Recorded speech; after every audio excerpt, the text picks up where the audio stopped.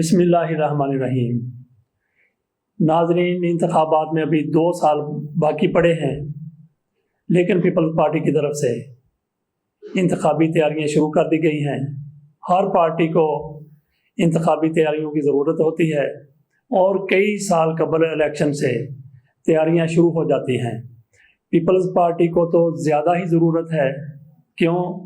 اس لیے کہ پنجاب میں پیپلز پارٹی بالکل ایک طرح سے ختم ہو چکی تھی۔ کشمیر میں بھی یہی حالت تھی، گلگت بلتستان میں بھی یہی کچھ پیپلز پارٹی کے ساتھ ہوا تھا۔ لیکن آزاد کشمیر میں جس طرح سے پیپلز پارٹی کا ریوائول ہوا ہے، پیپلز پارٹی جس طرح سے وہاں منظر عام پر آئی اور چھائی ہے، اس سے یہ ظاہر ہوتا ہے کہ پیپلز پارٹی کچھ نہ کچھ کرنے کی ضرور صلاحیت رکھتی ہے۔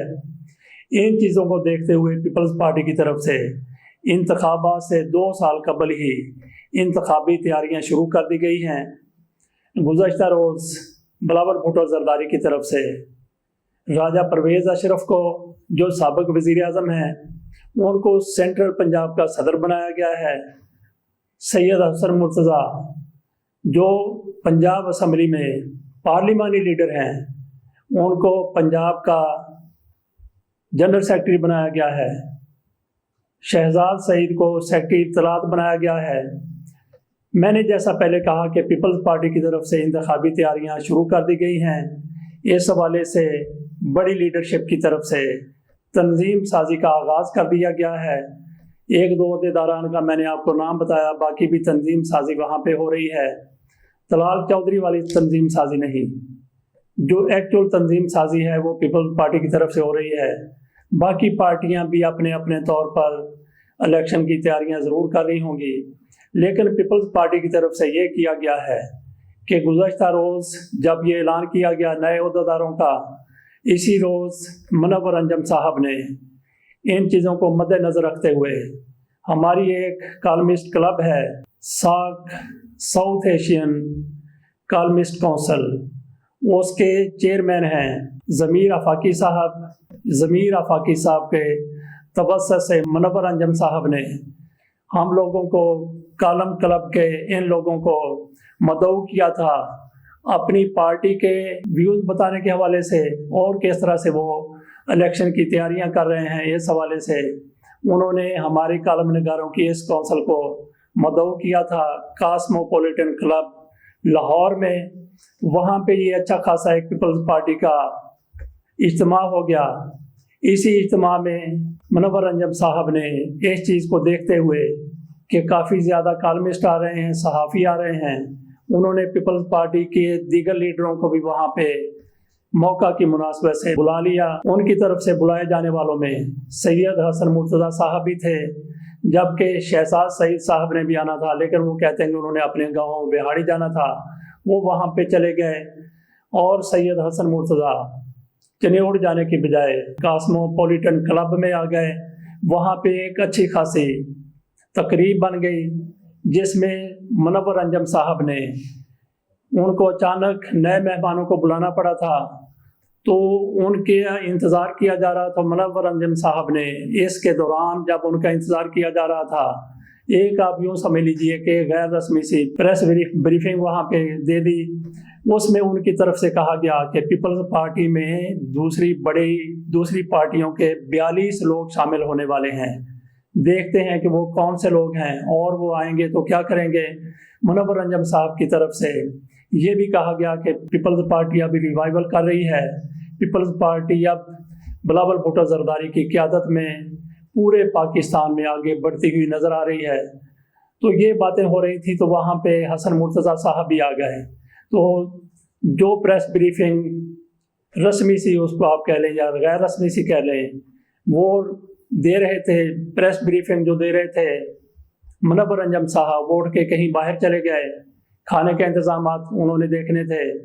تو ان کی غیر موجودگی میں پھر حسن مرتضیٰ صاحب نے صحافیوں کے سوالوں کے جواب بھی دیے۔ ان کی طرف سے بھی یہی کہا گیا کہ پیپلز پارٹی کا دور آنے والا ہے، بلاول بھٹو زرداری کی قیادت میں پیپلز پارٹی اگلے الیکشن میں کامیابی حاصل کرتی ہوئی نظر آ رہی ہے۔ تو اس موقع پر میں نے ان سے یہ سوال کیا تھا کہ جناب हसन मुर्तज़ा साहब पीपल्स पार्टी 2008 के इलेक्शन में पहले नंबर पर आई, सबसे बड़ी पार्टी थी। 2013 के इलेक्शन में ये दूसरे नंबर पर आ गई और 2018 के इलेक्शन में ये तीसरे चौथे नंबर पर चली गई। तो आप किस बुनियाद पे कह रहे हैं कि पीपल्स पार्टी अब बड़ी कामयाबी के साथ हुकूमत में आएगी? तो उनकी तरफ से ये कहा गया कि ये लोग जो हैं ये इलेक्ट होके नहीं आए, ये सिलेक्ट होके आए हैं। और फिर पीपल्स पार्टी ने लोगों की उम्मीदों के मुताबिक काम किया है। वो अल्लाह बेहतर जानता है कि कौन सी उम्मीदों के मुताबिक पीपल्स पार्टी ने अब तक काम किया है। भारत सिंध को देखा जाए तो वहाँ से लोग फिर अंदाज़ा कर सकते हैं कि वहाँ पे पीपल्स पार्टी क्या कर रही है, किस तरीके से आगे बढ़ रही है। तो ये लोगों के लिए एक मिसाल होगी पीपल्स पार्टी की कारकर्दगी देखने के लिए।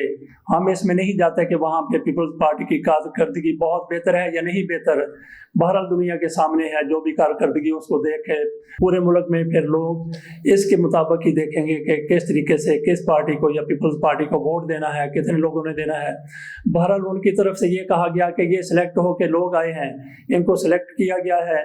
जब इलेक्शन होगा, जब लोगों को इलेक्ट किया जाएगा तो फिर लोग पीपल्स पार्टी को बिलावल भुट्टो जरदारी की वजह से वोट देते हुए नजर आएंगे। तो इस मौके पर उन्होंने मुझसे पूछ लिया कि जिस तरीके जो कारकर्दगी रही है तहरीक इंसाफ की, जिस तरीके से इन्होंने लोगों को ज़लीलो ख़ार करके रख दिया, जिस तरीके से महंगाई है, बाकी भी कई मसाइल हैं, तो आप इनको वोट देंगे? मैंने कहा जी मैं वोट तहरीक इंसाफ को दूंगा। बहरहाल ये लाइटर नोट में की गई बात थी। उनकी प्रेस ब्रीफिंग के दौरान बाकी लोग भी उनसे सवाल करते रहे। उनकी तरफ से हर सवाल का जवाब बड़े अच्छे तरीके से, बड़ी दलील के साथ दिया गया।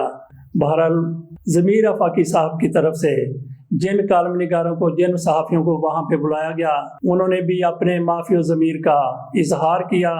मैं यहाँ पे उन लोगों के नाम बताना चाहता हूँ जो ज़मीर आफाकी की क़यादत में वहाँ पे मुनव्वर अंजम साहब से के साथ मुलाकात के लिए गए थे। और पीपल्स पार्टी जिस तरीके से अब इलेक्शन में हिस्सा लेने जा रही है, जिस तरीके से उन्होंने तैयारियां शुरू कर दी हैं, उस हवाले से जिस तरीके से पीपल्स पार्टी प्रेस ब्रीफिंग दे रही है, जिस तरीके से सहाफ़ियों के साथ, मीडिया के साथ वो इंटरलिंक हो रही है, तो इस बारे में हम बताते हैं कि कौन कौन से सहाफ़ी वहाँ पे मौजूद थे। ज़मीर आफाकी साहब तो मदार महाम थे। उनके साथ साक अराकीन में अशरफ सुहेल, ज़ियाउल हक नक्शबंदी साहब थोड़ा देर से आए थे। बड़े ज़बरदस्त किस्म के सहाफ़ी हैं। उलमाए कराम में भी उनका शुमार होता है। ज़ियाउल हक नक्शबंदी साहब ने 500 उलमा का एक पैनल बनाया हुआ है, जो जब भी कोई पाकिस्तान के हवाले से, जब भी कोई मज़हब के हवाले से मामला दरपेश होता है, तो ये लोग ज़ियाउल हक नक्शबंदी साहब की क़यादत में अपनी राय का इजहार करते हैं और रहनुमाई करते हैं। दीगर लोगों में इफ्तिखार बुखारी साहब थे, उमर फारूकी का हमने जिक्र कर दिया, नासफ अवान ये भी बड़े ज़बरदस्त कालम निगार हैं। जब हसन मुर्तज़ा साहब ये कह रहे थे कि ये हुकूमत, ये लोग सिलेक्ट किए गए हैं, साथ ही उन्होंने जब मुझसे पूछा कि क्या आप फिर तहरीक इंसाफ को वोट देंगे, तो इस मौके पर नासफ अवान साहब की तरफ से कहा गया, एक तरफ तो आप इस हुकूमत को सिलेक्टेड हुकूमत कहते हैं, दूसरी तरफ हम सहाफ़ियों से आप पूछते हैं कि आप क्या तहरीक इंसाफ को वोट देंगे। इसका मतलब ये है कि पहले तहरीक इंसाफ जिस तरीके से कामयाब हुई है, वो वोट लेके कामयाब हुई है। तो हसन मुर्तज़ा साहब की तरफ से इसका कोई वाज़ेह किस्म का जवाब नहीं था। बहरहाल वो सियासतदान हैं, कोई ना कोई तो जवाब दे के उन्होंने इनको मुतमिन करने की कोशिश की होगी। नासफ अवान साहब के साथ मज़हर चौधरी साहब थे, शेर अली खालती साहब थे, जलीलुर रहमान साहब थे, रकैया गज़ल साहिबा थी, सबा मुमताज़ साहिबा थी, तमसीला चिश्ती, नाहीद नियाज़ी, गुलाम रज़ा, दीगर सीनियर कालम निगारों में, सहाफ़ियों में शहबाज मियाँ, अब्दुल मजीद साजद, कमर भट्टी के साथ एक तवील मुद्दत के बाद मुलाकात हुई। ये खबरें में अखबार में मैं इनके साथ था और उनके साथ नदीम शेख भी, उनसे भी एक तवील मुद्दत के बाद मुलाकात हुई थी।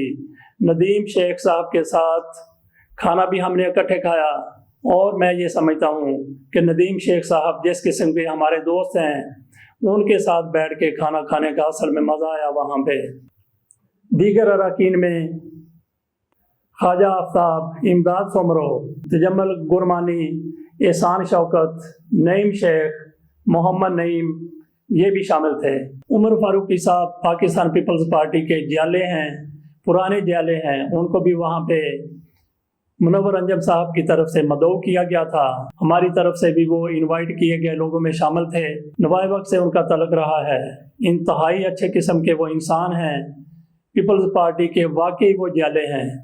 جب سے وہ پیپلز پارٹی میں شامل ہوئے ہیں انہوں نے پھر مڑ کے نہیں دیکھا۔ تو منور انجم صاحب جب گفتگو کر رہے تھے، انہوں نے قیوم نظامی صاحب کا بھی وہاں پہ ذکر کیا اور کہا کہ کچھ لوگ کہتے ہیں کہ دیکھیے منور انجم صاحب آپ 30 سال سے پیپلز پارٹی کے ساتھ ہیں، لیکن دوسری طرف قیوم نظامی صاحب بھی ہیں، وہ پیپلز پارٹی کو چھوڑ گئے۔ منور انجم صاحب کی طرف سے یہ کہا گیا کہ یہ قیوم نظامی صاحب کا اپنا معاملہ ہے کہ انہوں نے کس بنیاد پر پیپلز پارٹی سے وہ ذرا تھوڑا سا الگ ہو گئے۔ بہرحال میں 40-45 سال سے پیپلز پارٹی کے ساتھ ہوں۔ منور انجم کی طرف سے کسی قسم کے منفی ریمارکس قیوم نظامی صاحب کے بارے میں نہیں دیے گئے۔ اس گیدرنگ کے دوران نوائے وقت کی کالم نگار رقیہ غزل کی طرف سے بار بار منور انجم اور اس کے بعد حسن مرتضیٰ سے ایک ہی سوال کیا جاتا رہا کہ جو نصاب یکساں نصاب ہے پاکستان میں، اس حوالے سے کتنی مشکلات ہیں، سکولوں کو مشکلات ہیں، پڑھنے والوں کو مشکلات ہیں، پڑھانے والوں کو مشکلات ہیں، اس حوالے سے آپ کیا کہتے ہیں؟ منور انجم صاحب کی طرف سے کہا گیا کہ یکساں نصاب ایک بڑی اچھی کاوش ہے، جبکہ حسن مرتضیٰ صاحب کی طرف سے جب وہ بعد میں آ کے وہاں پہ بات کرنے لگے تھے، ان کی طرف سے کہا گیا کہ ہم یکساں نصاب کو نہیں مانتے، یہ قوم کو تقسیم کرنے والی بات ہے۔ بہرحال یہ ان دونوں کے نقطہ نظر میں ایک تضاد تھا۔ اس موقع پر نہید نیازی صاحبہ نے بھی حسن مرتضیٰ صاحب سے بڑے لمبے چوڑے سوالات کیے۔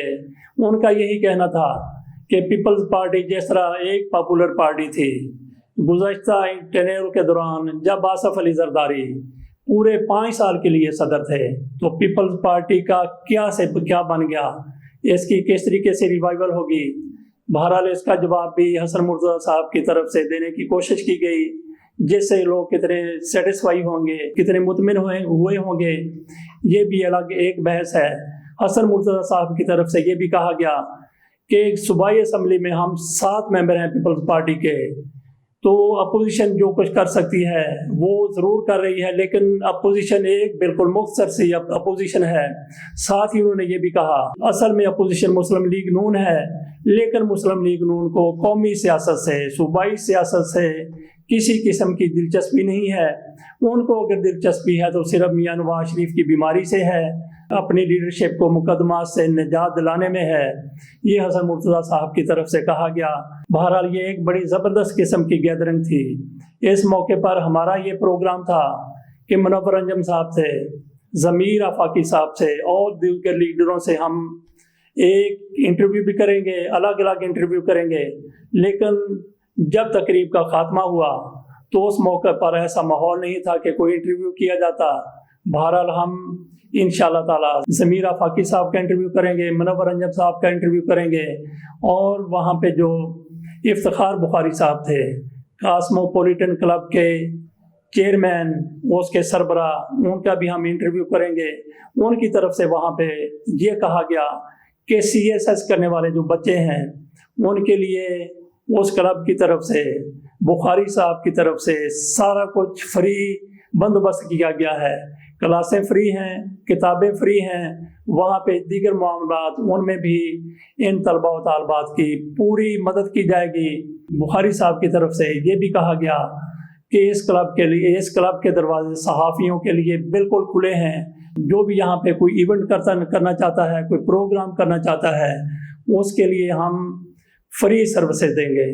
تو یہ ایک بڑا زبردست قسم کا ایونٹ تھا جو صحافیوں کے آنر میں ایک شام رکھی گئی تھی، جو پیپلز پارٹی کا ایک چھوٹا سا ایونٹ بن گیا تھا۔ میں سمجھتا ہوں کہ پیپلز پارٹی کی طرح دیگر جماعتوں کی طرف سے بھی صحافیوں کو اسی طرح سے اپنے پروگرام سے آگاہ ضرور کرنا چاہیے۔ اس کے ساتھ ہی اجازت دیجیے، اللہ حافظ۔